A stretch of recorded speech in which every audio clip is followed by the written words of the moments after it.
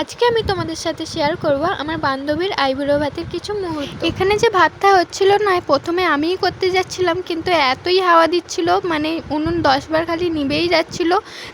তার জন্য আমি কিছুতেই করতে পারিনি, মানে আমার চোখে জল চলে এসেছিলো, এত ধোঁয়া লাগছিল। লাস্টে আমার বান্ধবী করলো। আর এখানে দেখো সব সবজিগুলোই কাটা চলছে। ওখানে দেখো টমেটো বেজন্য, চিকেনটা এখানে, আর এখানে দেখো মাছটা ভাজা হচ্ছে। আর সব থেকে মজার ব্যাপার হলো, যার আইবুড়ো ভাত সে নিজেও কাজ করছিল। এই দেখো এখানে। আর এই যে একে দেখছো, সবুজ জামা পরে বসে আছে।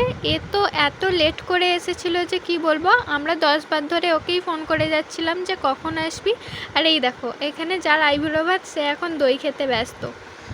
আর এখানে দেখো আমাদের মাংসটা ম্যারিনেট করা হচ্ছে। ম্যারিনেট করার পর কিছুক্ষণ রেখে দেওয়া হয়েছিল। এবার মাংসটা হবে বলে দেখো কষানো হচ্ছিল, আর হঠাৎ করে আগুন ধরে যায়। ও তো পুরো ভয় পেয়ে গিয়েছিল, বলছে আর ভিডিওটা দেখাস না। আর দেখো সব কিছু কমপ্লিট হয়ে গেছে। এই যে থালাটা এত সুন্দর নকশা করে আছে, এটা আমার একটা বান্ধবী করেছিল। আর আজকের ব্লগটা এটুকুই, দেখা হবে নেক্সট ব্লগে। টাটা।